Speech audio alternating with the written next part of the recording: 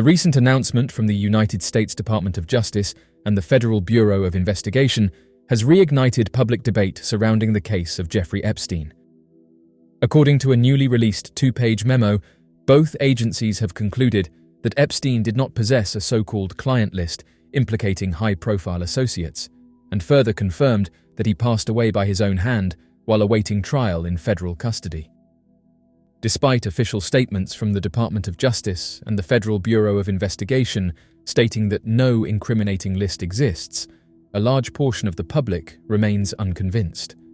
Rumors have long circulated that this elusive document contains the names of high-ranking individuals from some of the most influential sectors of society, including celebrities, bankers, government officials, and even members of royalty. The idea that such a list exists and is being deliberately hidden has become central to many people's understanding of the case. According to numerous insiders and alleged whistleblowers, the list was not only real, but its contents were so sensitive that it posed a threat to some of the most established figures in global power structures. These individuals, it is believed, would have the means and the motivation to ensure that the list never sees the light of day. For many, this explains the silence from certain institutions and the cautious handling of disclosures tied to the case. What fuels this belief even further is the pattern of secrecy and delay that has accompanied every stage of the investigation. From his initial conviction to his later arrest and eventual passing, the lack of transparency has created an atmosphere of suspicion. Even when documents have been released, critics argue they often contain heavily redacted sections or reveal nothing that hadn't already been publicly known. This selective disclosure has left many wondering what is being withheld and why. Supporters of this theory argue that if the list did in fact contain the names of influential public figures, there would be enormous pressure on investigators and officials to protect them. Such individuals could include politicians with long careers, international royalty with diplomatic influence, financial leaders with ties to major institutions, and celebrities with widespread public support. The release of such names could shake public trust, damage alliances, and lead to countless legal battles. In light of that, it's understandable why some would believe that the full truth may never be made available. The silence from those who were known to be close to Epstein also adds fuel to this speculation. While many of his former associates have issued statements distancing themselves, few have faced legal scrutiny or been compelled to answer difficult questions. This has led many to believe that certain individuals were shielded, perhaps not by coincidence, but by design. In the absence of a full disclosure, speculation continues to grow. For many, the case represents more than a single scandal. It's a symbol of how deeply power and privilege can influence the systems that are meant to uphold justice. This official statement aims to address years of speculation and rumors that have surrounded Epstein's case since his passing in the summer of 2019. Epstein's notoriety began well before his 2019 detention, stemming from his earlier conviction in the mid-2000s. Despite this, Epstein remained a figure of influence and wealth, with powerful connections spanning politics, business, and entertainment. When he was arrested again in 2019 on new charges, public interest in his case soared. However, following his sudden passing in a New York prison cell, many were unwilling to accept the official explanation without scrutiny. The newly released memo from the Department of Justice and FBI comes at a time when political tensions remain high. During his campaign in the previous year, former President Trump had pledged to release all files related to Epstein's activities. His statements gained considerable traction, particularly among supporters of the Make America Great Again movement, who believed that explosive revelations were imminent. But since returning to office in January of the current year, many of those same supporters have expressed frustration over the perceived lack of progress in revealing new details. The memo from investigators flatly denies the existence of an incriminating client list. It also states that there is no credible evidence to suggest that Epstein engaged in a blackmail scheme targeting influential individuals. In support of the official narrative, footage was released which, according to investigators, aligns with the findings of the medical examiner, who initially concluded that Epstein's passing was not the result of foul play. This stance contradicts a widely circulated theory that Epstein was silenced to protect elite figures allegedly connected to his criminal activities. For years, such beliefs have persisted online and in public discourse, with many speculating that powerful individuals feared exposure. Some researchers suggested that there had been a deliberate effort to prevent him from testifying or revealing names. Now, however, top officials, including FBI Director Kash Patel and his deputy Dan Bongino, both of whom once expressed skepticism, have stated they accept the conclusion reached by investigators. The response to the memo has been mixed. Among some supporters of President Trump, there remains a strong sense of disappointment. Rogan O'Handley referred to the findings as a cover-up, suggesting that the investigation failed to deliver the accountability many hoped for. Others pointed to prior remarks made by Attorney General Pam Bondi as a source of confusion.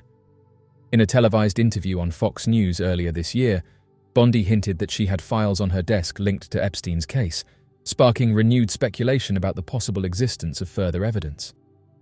When asked for clarification, White House spokesperson Caroline Leavitt stated that Bondi had been referring to the broader collection of case-related files, not a specific list of names. That explanation did little to assuage critics who had anticipated the release of entirely new information. In particular, conservative lawmaker Anna Paulina Luna expressed dismay, describing the administration's release of previously available documents as disappointing and lacking substance. Following the memo's publication, Bondi made further statements to reporters at the White House, asserting that many files related to the investigation remained inaccessible. She alleged that thousands of documents were being withheld and suggested that tens of thousands of videos were still under review by federal authorities. Although she did not provide details about the contents of these videos, her remarks renewed concern about the scale and sensitivity of the material. The White House later clarified that some files were being withheld due to their distressing content. It emphasized that while public interest in the case remains high, any future disclosures would need to be handled with great caution and within legal boundaries. This response has led some to question whether transparency is being prioritized or whether efforts are being made to shield certain individuals from scrutiny. Adding another layer of tension to the debate, a public disagreement emerged between President Trump and tech entrepreneur Elon Musk.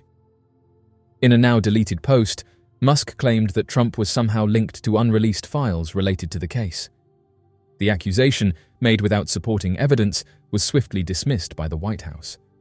Musk later acknowledged that he had taken his comments too far and expressed regret over the exchange, but the controversy added fuel to an already polarizing issue.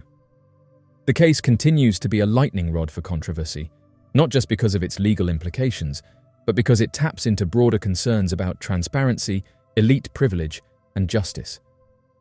The notion that someone with so many powerful friends could engage in harmful activity without consequence has deeply unsettled public trust in institutions. Even with the recent findings from federal investigators, there remains a sense among many that not all questions have been answered. Ultimately, the memo issued by the Department of Justice and the FBI appears to mark a formal closure on one of the most scrutinized elements of the saga. By concluding that there is no client list and no credible evidence of blackmail, the agencies hope to quell the speculation that has surrounded the case for years.